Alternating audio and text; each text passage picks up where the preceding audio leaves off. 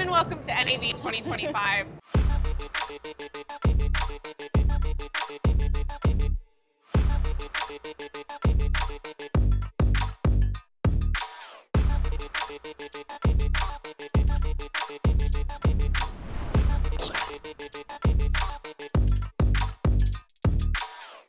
Hi, I'm Jacques Telemac, president and founder of Filmmakers Alliance, and I'm here with League of Filmmakers, filling in for our lovely hosts.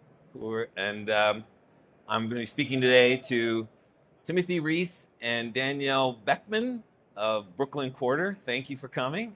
Great to have you guys. Thanks for having us. I'm excited by what I'm going to hear because I know nothing, so I'm going to learn, just like the rest of the people watching. So tell me about Brooklyn Quarter. Brooklyn Quarter is in Los Angeles. This is correct. Yes.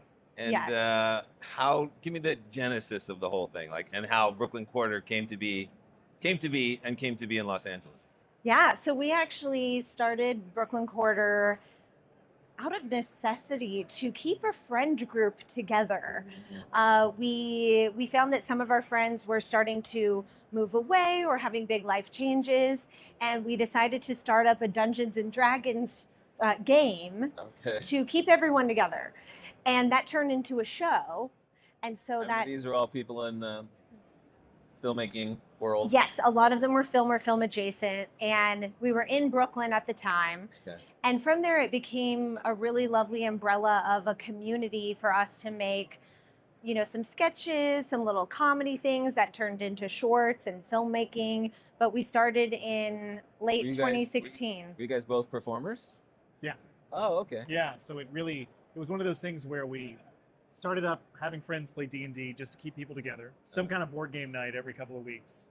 And then the first time we met, we realized it was so funny, we should put it on the internet.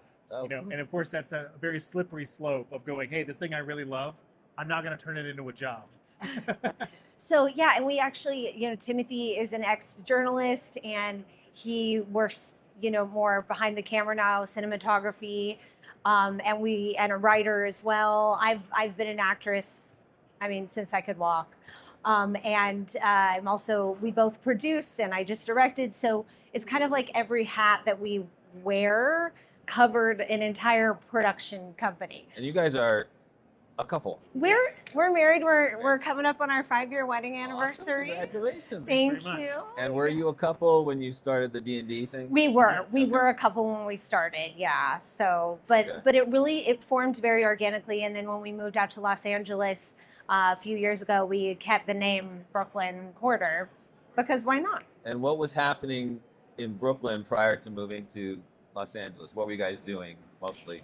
Yeah, from a filmic perspective. Of course. I was an auditioning actor, and we were making just like little things. And there's something really powerful about naming something, like having an umbrella for things. Yeah. And Timothy, you were doing a lot of freelance editing. And yeah, it really came out of the idea of we were experimenting with all this different type of content.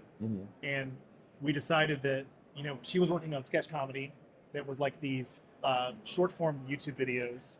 And then we also had this D&D campaign, and we needed a place for it. And as we kind of combined them into one thing, we sort of unified our whole community of filmmakers behind our channel, which was a wonderful kind of side effect of trying to just get friends together to play a board game. Yeah, so the hustle sort of led to something cohesive, which was cool. Yeah, it worked. So as a community. Yes. And how did it work? How did projects move forward? How did you decide what to do? Sure. Well, I would say our first sort of linchpin, one of our bigger budget projects was a short film called Liza Anonymous. It was a short film that I produced, starred in, and I went out and I actually didn't do crowdfunding. Yeah. I fundraised in a little bit of a non-conventional way. The power of a good email. Oh my gosh, that unlocked a lot. And from there, we made that end of 2019. You know what happens next? Yes. 2020. Yeah. And then we sat on the film for all that year and worked in post-production. And then early 2021, I got a call from the Tribeca Film Festival that they wanted to premiere Oh, awesome. my short film. Great. And so and it was my first film out of the gate. And I thought, okay, you know what? Let's do another one. Let's keep going with this. And it was really such a joy and celebration. It was their 20th year anniversary at Tribeca, and we got to do that. And that was a Brooklyn Quarter production. Was the community that you created, initially to do Dungeons and Dragons, were they part of the production? Did they? Yes, some of them were like PAs on set and helping out in that way, or like a little bit like, here, I can donate this amount of money, or so whether it be supporting through mental health venting, because you're making a movie and you need your friends in that way as well. Well, I want to get back to the story, but let's take a little side trip. Like, tell me about collaboration. Like, how has it helped you, moved you forward in the things that you're doing, and how has it helped the other people involved with your community? I would say that was the biggest lesson as we really started off creating content together, was how important it was to step past that kind of pride block that a lot of people have where they don't want to ask for help. Where they go like, if I don't ask for help, then everyone will see how great I am and how much of a genius I am, and that I did it all on my own, and that's some kind of weird proving ground that I at least struggle with. I know a lot of people struggle with, and like whenever we first started doing projects, it was impossible to do anything we were doing by ourselves. Yeah. So it immediately started like taking a sledgehammer to that kind of pride blockage. And so one of the really beautiful things, as I look back over the last few years of the different projects we've done, and the kind of the scale and the strangeness of those projects, as far as like for a small production house to do, is that they're all rooted entirely in collaboration. It's like asking for help, giving proper credit, seeing the people that want to do a new thing that they haven't before, and recognizing them and kind of promoting them into positions, paying people, not allowing volunteers. Right? This idea of like really honoring the people that you come up with, and making sure that it's very, very clear that it's not just you doing a thing. That it's not that hidden machinery behind you of people that are working really hard, but it's like celebrate all those people that are working really hard. So, and from that, with community, we now have this like little private filmmaker club that we do once a month, and we also have like a giant spooky holiday party that we do, and that's all filmmakers. Social as well, yeah. And it's that, and then of course we also host panels and do things at Comic-Con, and that has grown to like a big, just Brooklyn Quarter party of the folks that are involved. Filmmakers out there, and hopefully they're watching this and being inspired by you guys. But like, they have a lot of excuses, like, oh, I can't afford it. Where do I get the money for my short? Where do I get, or my feature or whatever? Where do I get the resource for? How did you guys do it? What would you, and what would you say to them? I have one. Yeah, so Oh, okay, you're good. You want to go yours first? Well, because I might forget it. Take it. Is that okay? Take it. The one thing that I tell people is to talk about what you want to do to every person you meet. And not only that, but there are so many organizations, and the ones I'm thinking of are for women, like Women in Media, Women in Film, the Filmmakers.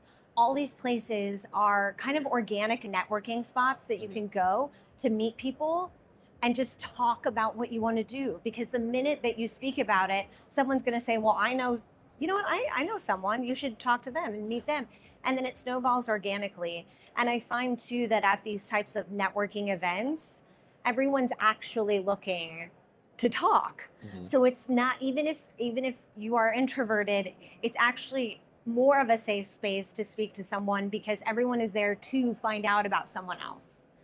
So that's something I tell, especially because I also coach actors and creatives, and that's something that I always tell them. And many times these events are free, and the more that you speak about it, the more it will become a reality. And then all of a sudden you meet someone who has a camera, who wants to shoot something for you, et cetera, et cetera. Yeah, and I think for me it was also the realization that, I don't know, I've always, I have this like grudge against gatekeeping. Like, it's a personal, like, I have a vendetta against the idea of somebody stopping an idea because they can. Not because they should, and like, so I think I love the idea of technology. I'm really fascinated by technology that's kind of used in a little sideways manner, and I found that. Can you sort of give a specific example? Yeah. So it's kind of whenever we first started off. To give you an example, so when we're doing D&D, just go right back to the roots. So we need to do D&D, but we got to do it for cheap because we have no money to do this. You want to do D&D live, you got to have at least 4 cameras, and then you also have to bring those into a PC. You have to somehow switch it. And so automatically your scale has gone through the roof and you haven't even played a single session. Yeah. But you got 4 cameras. How many mics do you need? How many players? It's like, it starts to really stack up. And I know that there's a lot of people that would look at that and go, well, that's impossible. I mean, that's tens of thousands of dollars. But in reality, a lot of the equipment that's sold in camera stores have a lot of hidden features and a lot of the really budget stuff. So our first cameras were like $80. Wow. Right? Nobody knew. They were the little camcorders. Like little tiny Yeah. camcorders. Like, and we needed a wireless camera. So I used like a GoPro and stuck it to a USB-C brick. And then I had one of those really cheap kind of scary wireless HDMI things you can get on Amazon for like a display that kind of flickers and makes a buzzing sound. But I basically stuck that as a wireless camera on the table and I could move it around. And so I just found that there's a lot of hidden secrets of technology if you just read the manuals and take them literally what the specs will do, instead of kind of setting your eyes on, I can only do this if I buy this $30,000 camera. I can only do this if I buy this $1,000 microphone. It's like recognizing that you can be your own gatekeeper by sort of limiting your own ability to use more affordable, more accessible tech. And also like asking people, that was also wild. Like we needed a bunch of cameras and I just asked all of our friends if anyone have anything laying around in a closet. And people just started like showing up with cameras and monitors and speakers and microphones. It was like e-waste for them. And yeah, and that goes back to just asking. Telling people what you're doing and asking. Yeah.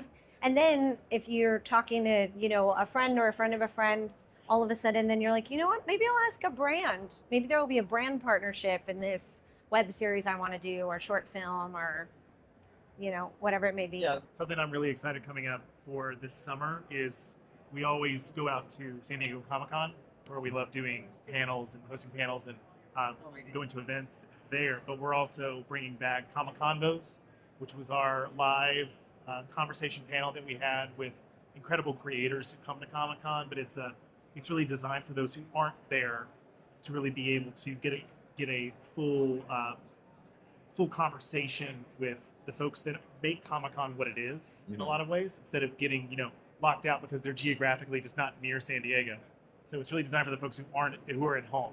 And this year I'm really excited to expand that out. So I mean, also one more plug, you're in the middle of writing a novel. I'm in the middle of writing a novel.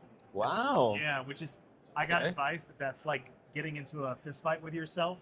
And it's very true. I can imagine. I've always been very intimidated by the thought of writing a novel or doing stand-up, or Oh, yeah. I used to do stand-up. Yeah. Full of tight 10. That takes a lot of courage. But yeah, it's set in the fantasy world that I created for our Dungeons and Dragons campaign. Okay. And so it was still great. a big part of your life. It's still lingering. Yes. It was really great whenever we were in New York, because I got to meet with some old cast members that are still in New York and let them know that they're in the story. It's really great. Yeah. Great. Well, awesome. I wish you luck with that. Thank you. Thank you guys so much for being on the League of Filmmakers show. Thank you, I look forward to crossing paths with you again. Same. As you do all your things. Yes. Can't wait to connect more. Yeah. Thank you for having us. Thanks. Thank you.